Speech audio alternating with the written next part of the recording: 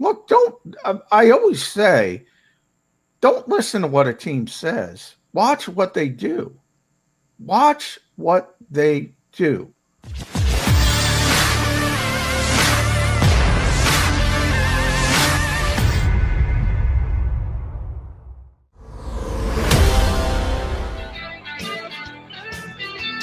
Football 24/7 with NFL insider John McMullen across the JAKIB Media YouTube channel. Cut down day today, Johnny Mac, the first 53.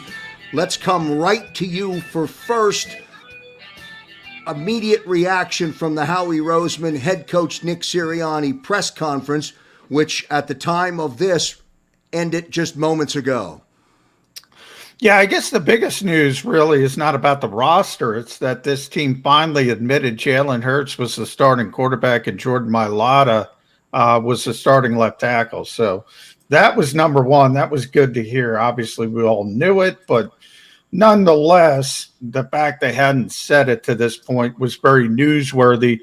But as you get down to the initial 53, again, it's not the final 53, and too many people say that. There's going to be a lot of movement over the next couple of days. It's going to be on the waiver wire. You're going to have to cut people if you pick up somebody on the waiver wire. You got to wait 24 hours to put somebody on short-term injured reserve. Tyree Jackson, most notably, is going to be put on injured reserve. They carried him on the 53-man roster. So, hey, Philadelphia Eagles, Joe Krause, what do? They go heavy on the offensive line, heavy on the defensive line. And we talked a lot about these vested veteran players who you can cut, bring back by week 2. You don't have to guarantee their salary.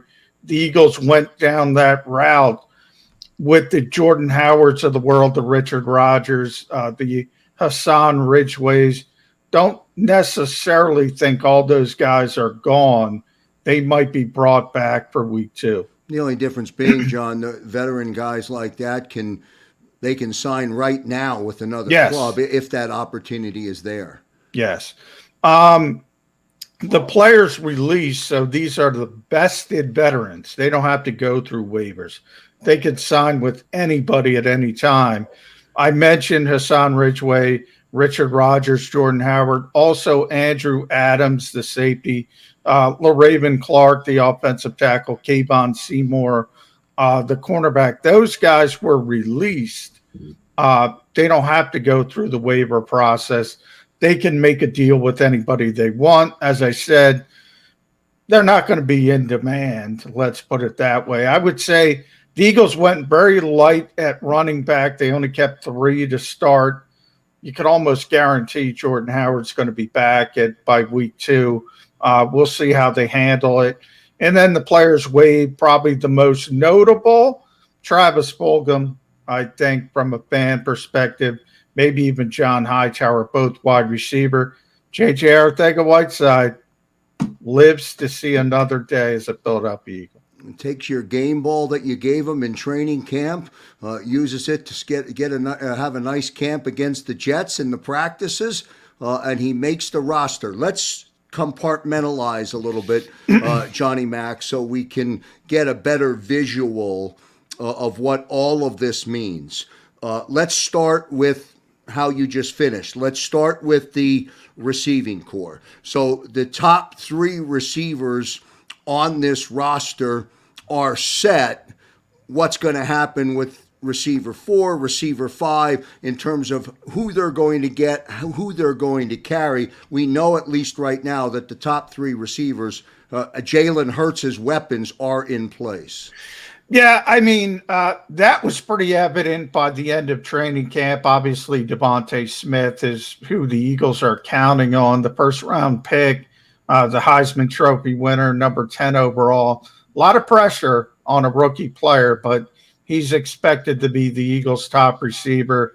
And then it goes to Jalen Reagor, really needs to bounce back from a bad rookie season. And then one of the big surprises in camp, Quez Watkins, who has taken hold of that number 3 role, so to speak. From there, you have the most consistent receiver on the team, but isn't very explosive. Greg Ward, and then J.J. Arcega-Whiteside. And I will say this, and I put this on Twitter when it became clear he was going to make the football team. Look, he deserved to make this football team when you look at the work over the summer. He was better than Travis Fulgham. He was better than John Hightower.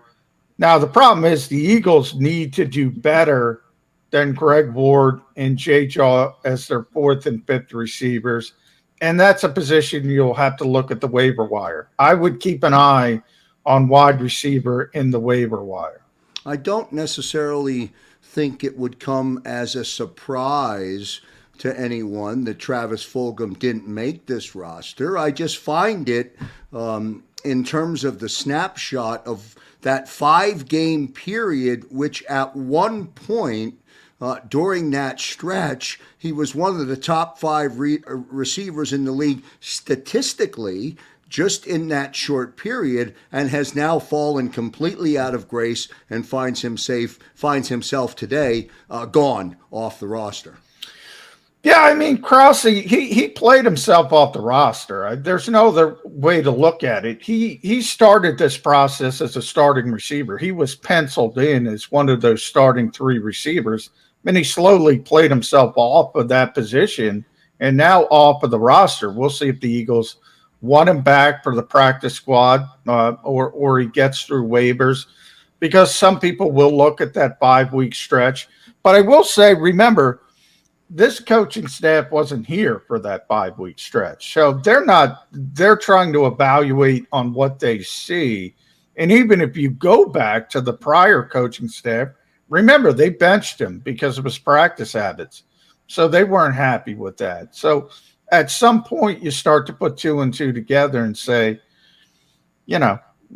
people who are counting on Travis Fulgham were probably doing themselves a disservice as a fan, to be honest. 3 quarterbacks listed on the 53. The most recent trade that was made over the weekend, Minshew Mania, began yesterday. There's a dynamic there now with Jalen Hurts, of course, as expected, named the starting quarterback. 3 quarterbacks in the room. How does it play out? What do you think? Did Howie talk about it? Is Flacco now, are they looking to move Flacco? Is there interest in Joe Flacco? He had a great camp. He did have a great camp, and Nick Sirianni made a little quip about the whole world saw Joe Blacko have a great game against the New York Jets. I think, maybe 10,000 people at MetLife Stadium saw it, and a couple on TV. So I don't think it was the whole world. But they said Gardner's going to start out as the 3rd-string quarterback, and obviously that's the case because he gets here so late. But this is a bigger deal than people realize. I'm going to be honest about this, because Gardner Minshew is more proven than Jalen Hurts. Let's be honest. This guy started 20 games in the NFL. Granted, on a bad football team, but he's put up pretty impressive numbers over those 20 starts. And if Jalen Hurts struggles early in the season, Gardner Minshew is going to get an opportunity. I would say that early, look, Jalen Hurts is the starter, Joe Flacco's the backup.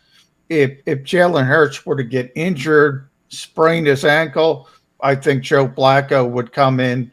If it's a significant injury and it's season ending, then I think they'd move to Gardner Minshew.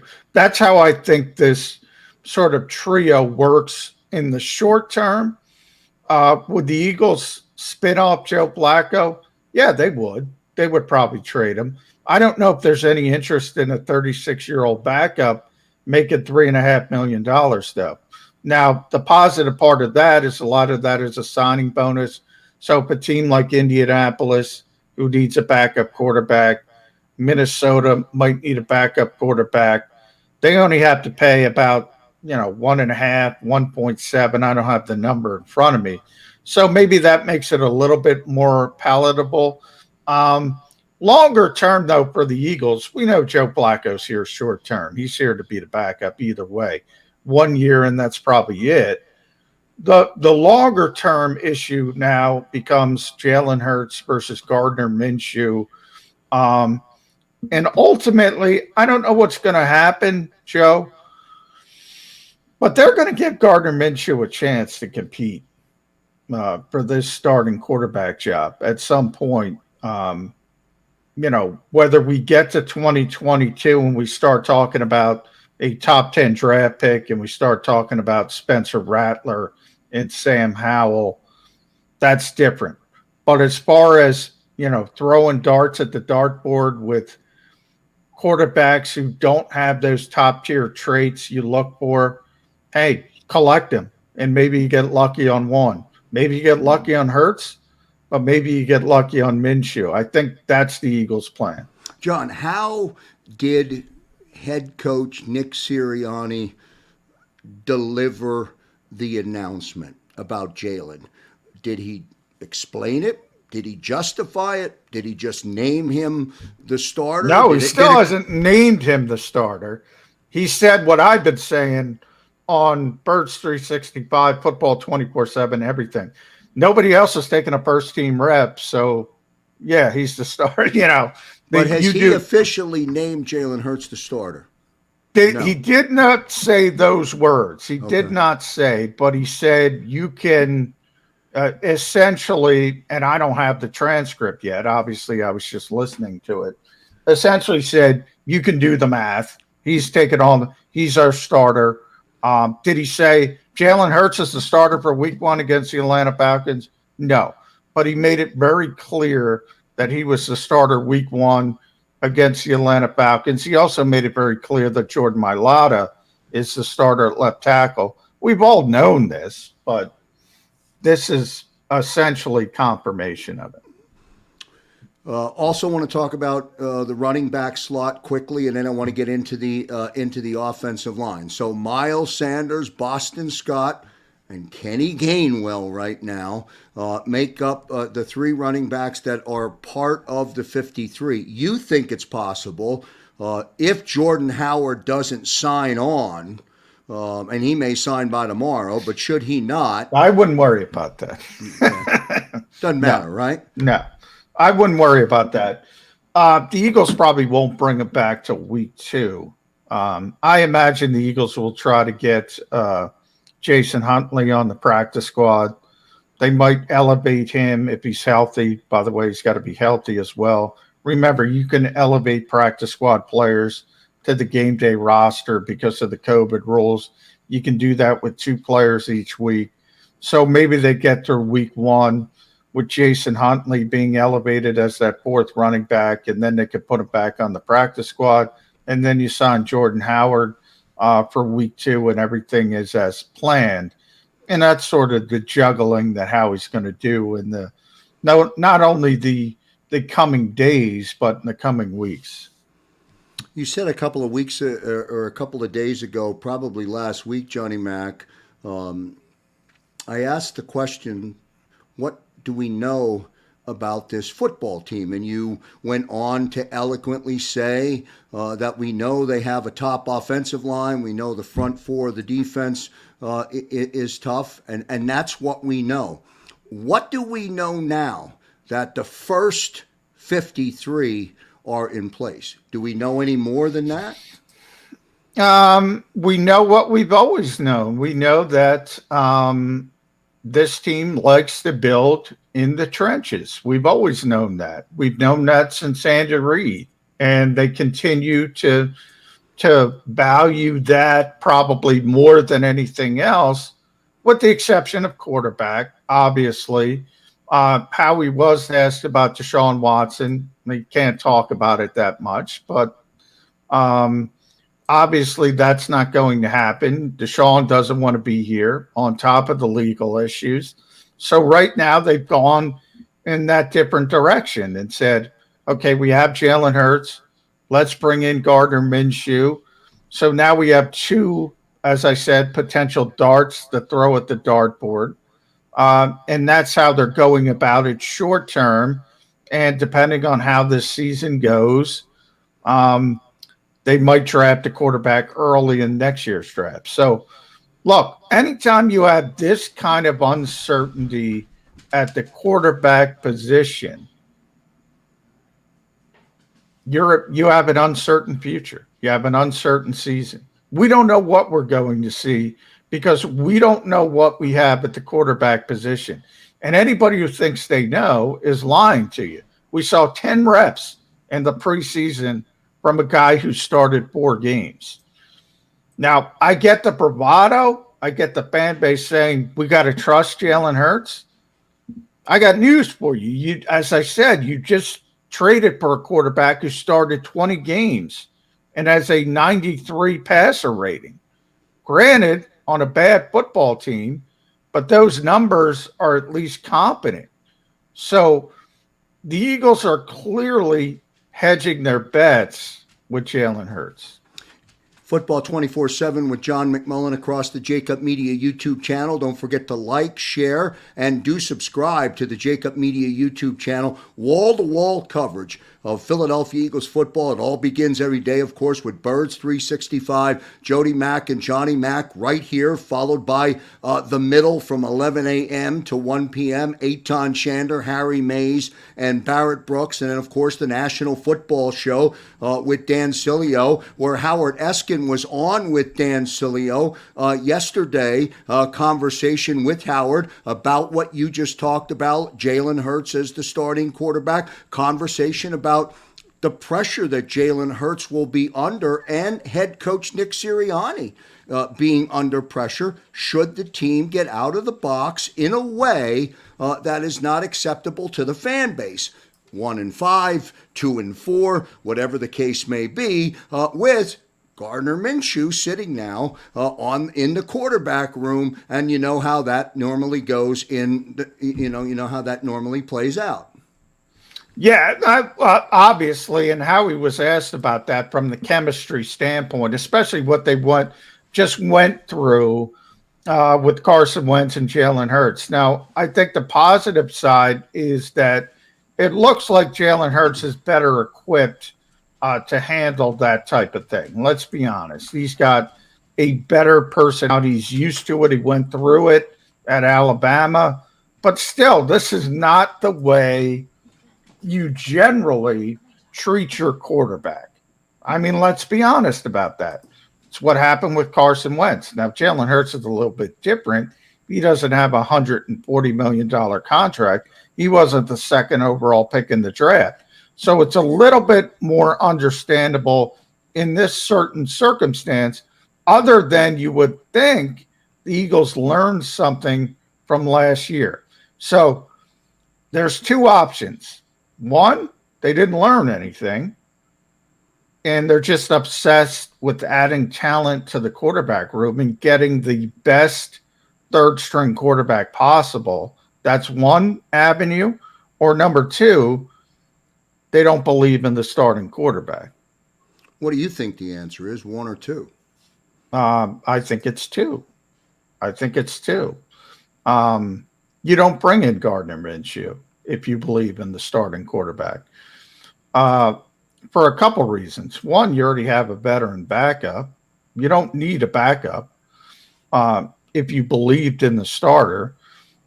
Number 2 is Nick Sirianni mentioned he's people forget where he comes from. Indianapolis. Indianapolis is in the AFC South. Who was also in the AFC South? Jacksonville.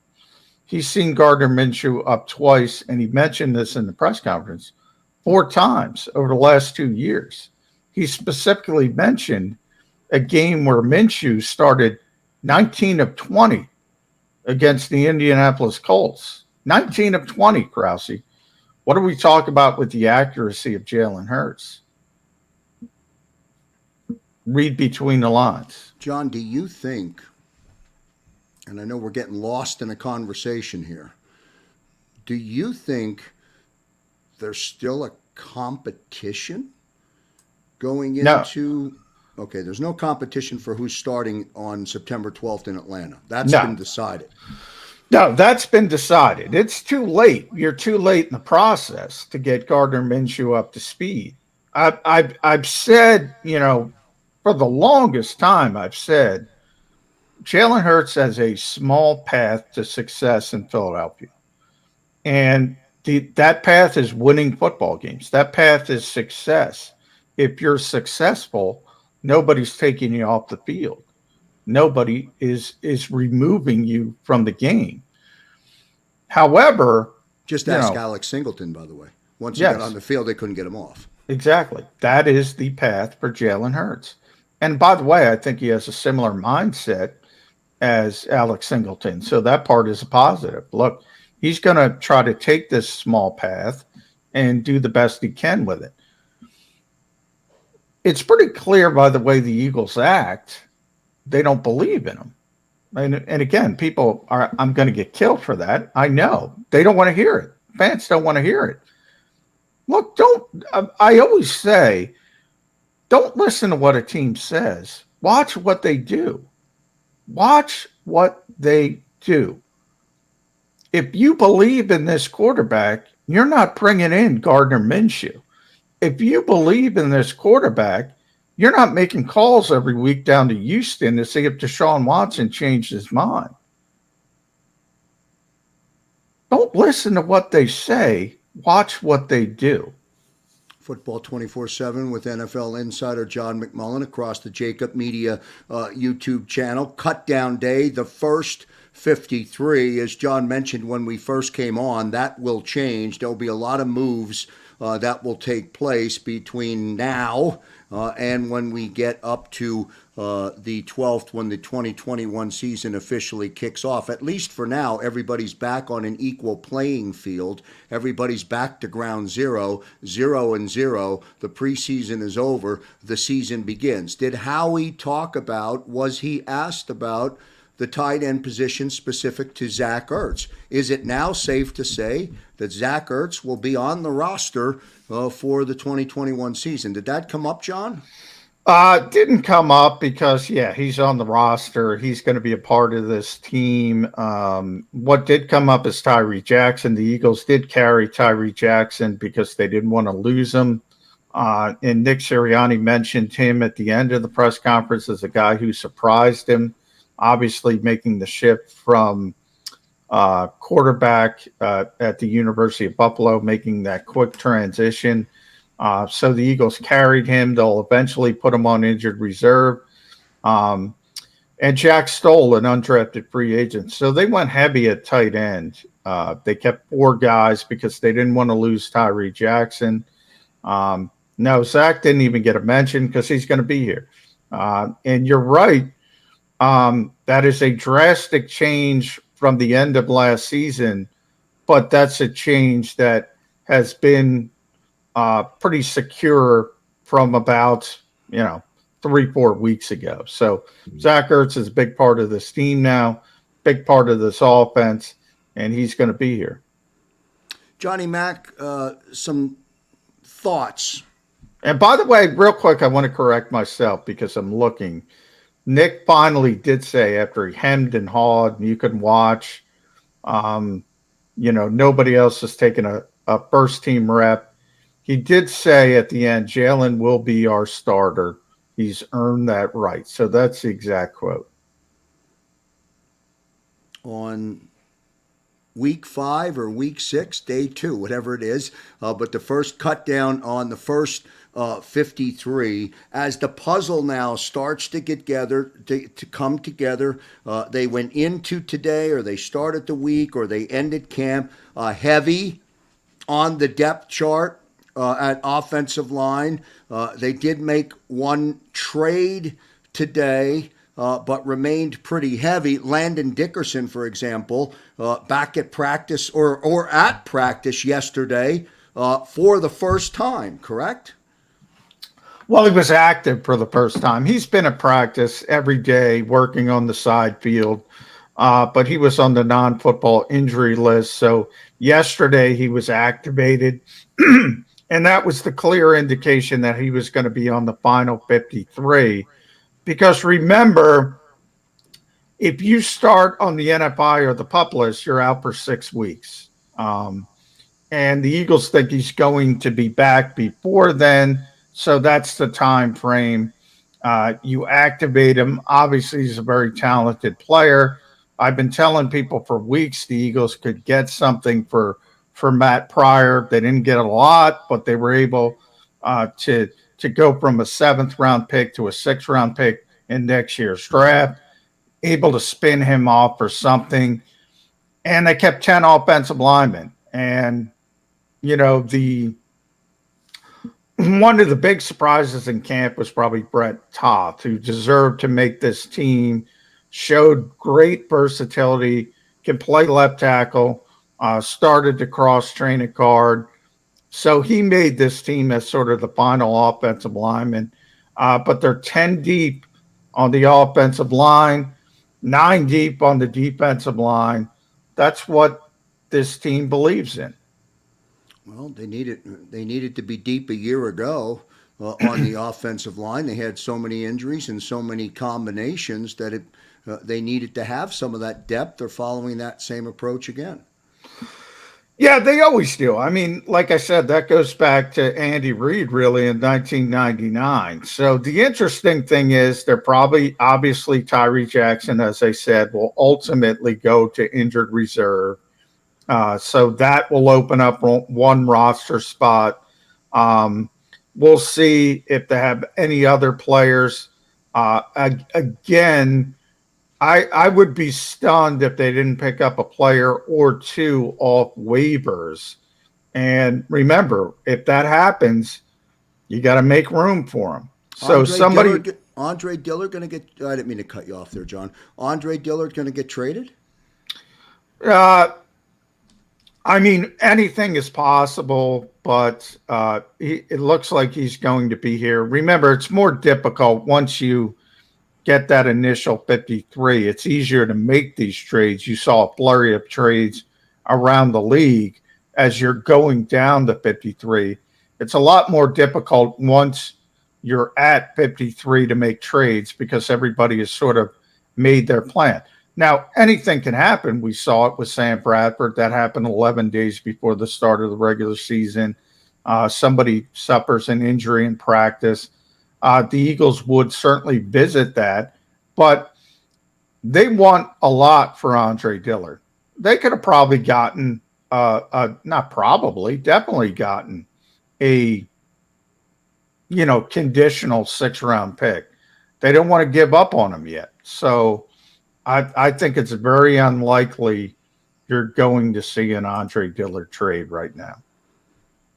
Football 24/7 with John McMullen. Let's wrap it up this way, John. In the context of what you outlined, don't listen to what they say. Watch what they do. In the spirit of that statement, what do you think we'll see, if anything, over the next week and a half before we get to this official start of the season? As far as the roster goes, you're going to see a ton of movement. You're going to see guys being picked up on waivers, as I said. You're going to see other people cut. I mean, a lot of people looked at Marlon Tuipulotu making this team. That was the one that kind of stuck out and said, okay, from a meritocracy standpoint, he shouldn't be on this team. He probably won't be on this team tomorrow. When they pick up somebody on waivers, he's probably the first guy to go. So I say this every year. I'm going to say it again. People say final 53. It is not the final 53. It is the initial 53. A lot of movement in the coming days and coming weeks, not just the coming days. Football 24/7 with John McMullen. Right back at it on Birds 365 tomorrow with Jody Mack. Quickly, John, what does it look like for the rest of the week in terms of for the team? What's the schedule look like for the remainder of the week? That's a good question. Let me pull it up. I've been kind of busy this afternoon. They are practicing tomorrow and Thursday. Trying to pull up who's going to speak this week. It's not going to be Nick Sirianni. We got Nick today. Jonathan Gannon is going to speak tomorrow. Thursday, Shane Steichen, the offensive coordinator, Michael Clay, the special teams coordinator.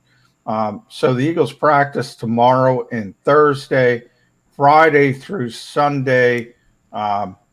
It's sort of like a bye week because you have this extra week. They will be off. And then Monday, we're in game week mode for week 1, Atlanta Falcons. Well, our final roster here on the JAKIB Media YouTube channel is set for the live post-game show. Derek Gunn, Mark Farzetta, Devin Caney, Lane Johnson after every game, and of course, yours truly, John McMullen, who will be reporting on Sunday the 12th from Atlanta, and then each and every game joining in on the live post-game show all across not only the JAKIB Media YouTube channel, but of course our big announcement on 6abc.com. And one more big announcement coming about the live post-game show, and we'll leave that out there for now. It's kind of like we're not going to name the starter, but we're going to put it out there. But at some point, we'll pass on that additional big news. Johnny Mac, great stuff today. As always, appreciate you jumping on the JAKIB Media YouTube channel. And, of course, everybody tuning in and watching John McMullen as part of Football 24/7. Thank you so much for being here. On behalf of Johnny Mac, our producer Xander, I'm Joe Kraus. See you next time, everybody. If you missed any of today's show on the JAKIB Media channel, listen to the podcast on your way home. Available on YouTube, Apple, and Spotify.